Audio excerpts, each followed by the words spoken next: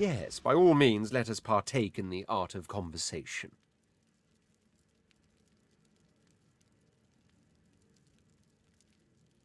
At first, I admit it was all rather tiring. I was, after all, marched out of my own empire, and I've been hounded by the odd assassin ever since. After that came the indignity of the collar and incarceration. But ever since we decided to be so bold as to bid our farewell to Fort Joy by any means, it's all been rather fun. Oh, I could complain about the food and the lodgings and the sheer barbarity of the common folk, but in truth, all of that fits within the larger frame that is adventure. Adventure is precisely what my life was missing.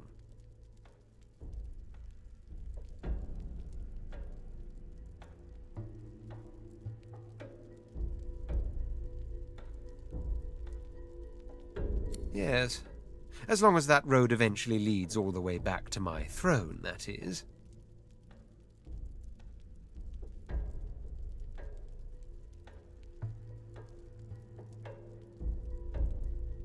He sighs, rather dramatically. Oh, perhaps that's because I don't quite enjoy broaching the subject.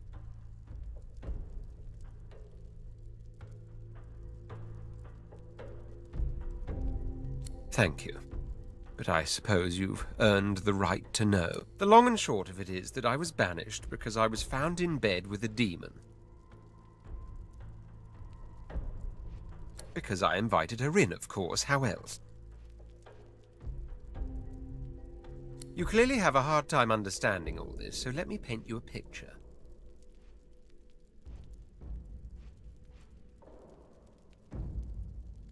I am a prince of the House of War. There are others with that title, but none of them are the Red Prince, the jewel in the crown of the Empire. I lived in the Forbidden City, a vast complex of palaces that houses the royal family and its servants. No others are allowed to enter it. As for myself, I was never allowed out. That is the price I paid for my genius. I was too valuable to be exposed to the dangers of the outside world. All the wars I won, and I won them all, of course, I won from the comfort of sofas. Bring me information, and I will deduct, then instruct. From amid the ultimate opulence of my quarters, I expanded and very much ruled the Empire.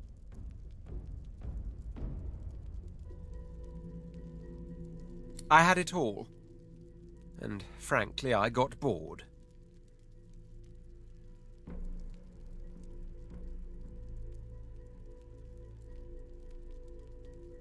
You miss the point. I did not suffer the boredom of some spoiled brat. Mine was the absolute absence of challenge, the longing not simply to watch the horizon, but to journey towards it.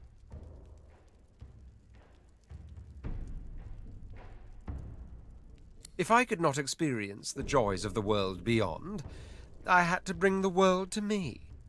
Miraculous what a sorcerer can do with a little arcane lore. I summoned demons, the most dangerous game in the world. But they knew they met their match in me, and so we conversed. We drank wine, we played chess. Converse with demons and you learn of the shadows behind creation. Drink wine with them, and you have visions of worlds beyond worlds. Play chess, and you know that one wrong move is certain death. My mind rejoiced. Now for the body, I reasoned, so with a certain succubus I spent nights that would surpass your understanding. Why, thank you. I spent a whole year in the company of demons, every night atop the white library tower of my palace. It was my great study of existence. It was my supreme joy, even if...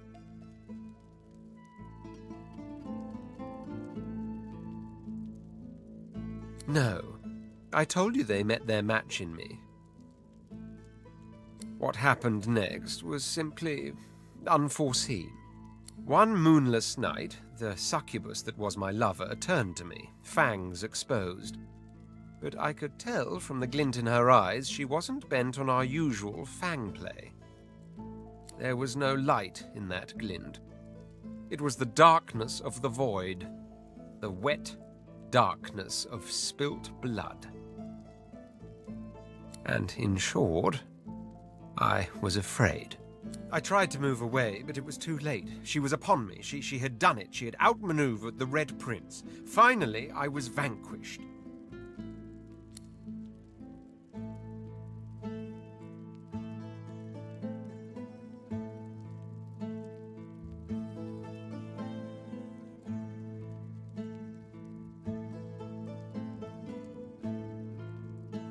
She went for my neck, quick as a charging cobra, but then suddenly it's as if time ground to a halt.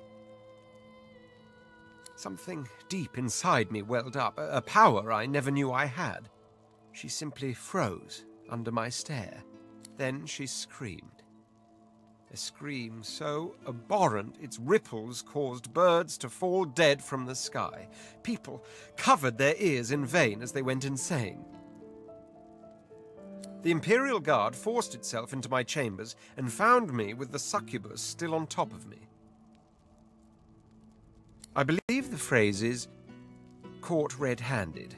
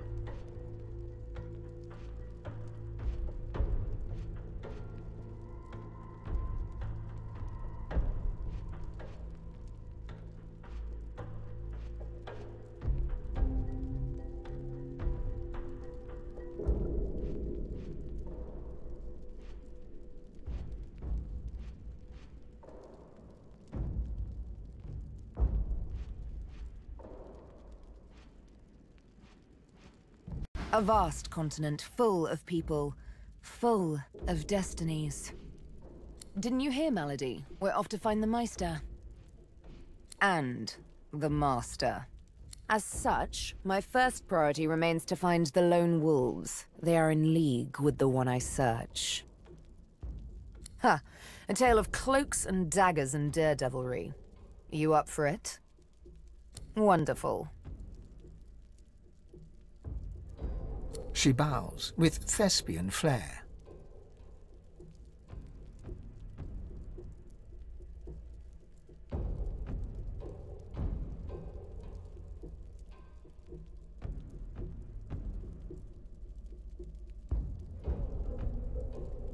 Imagine a black room. It's been your room for years. You know it by touch more than sight, for it's always dark. And when I say always dark, I mean always dark. You're either in the room or in the box, for it's in the box that you travel.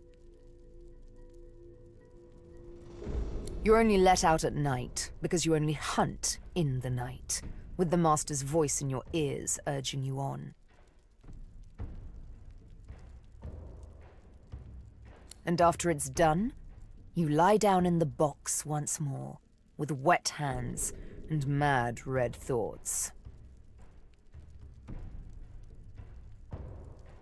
Sometimes it's best to let sleeping questions lie. The thing is, the box didn't break me, though I confess it taught me to hate.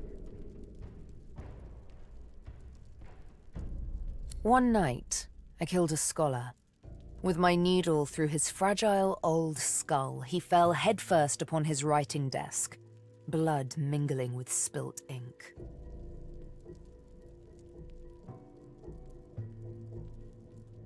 It's when I saw the ink that timid thoughts of rebellion first bloomed. Back in my dark room, I dipped my needle that killed the scholar in his own ink, and engraved his name in my skin. I'd remember him. I'd honor him with vengeance. His name was the first, but many more followed. Very well. The dead kept me going. Then, one day, it happened. A gush of wind, a sliver of light. Light! I hardly knew it for what it was. A simple oversight that comes with habit. A door, left slightly ajar. That was all I needed to feel a rush of blood, a thirst for liberation like never before.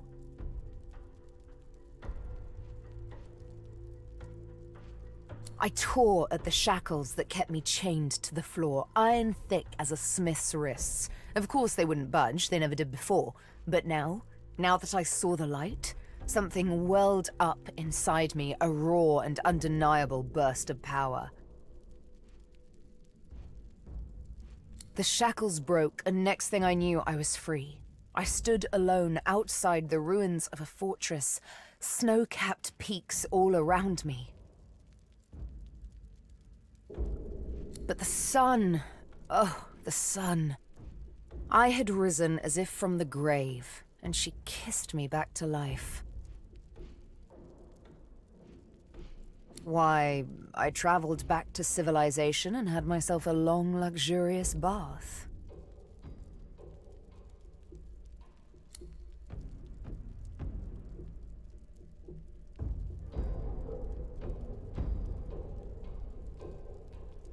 I was given my needle by the Master. Guess I'm just sentimental like that.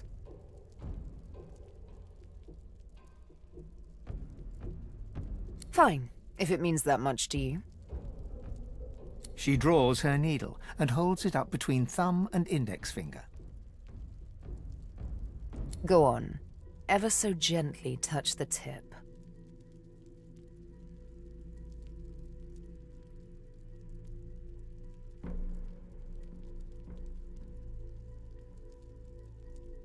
Barely have you touched the needle's pinpoint surface when a thick droplet of blood wells up from your fingertip. Sharp little minx, isn't she? Sabine, This needle was forged in an altogether different world. It wasn't wrought upon a crude anvil, hammered into shape with rough blows. No, it was cast with demon precision. It is absolutely priceless, and it's yours. The Master's own words. And he was right. As an instrument of assassination, it's absolutely priceless. But one day soon, he'll find out just how much he overspent on his gifts for little old me. Just why this needle is a girl's best friend. One might say I'm a bit of a sucker for poetic justice.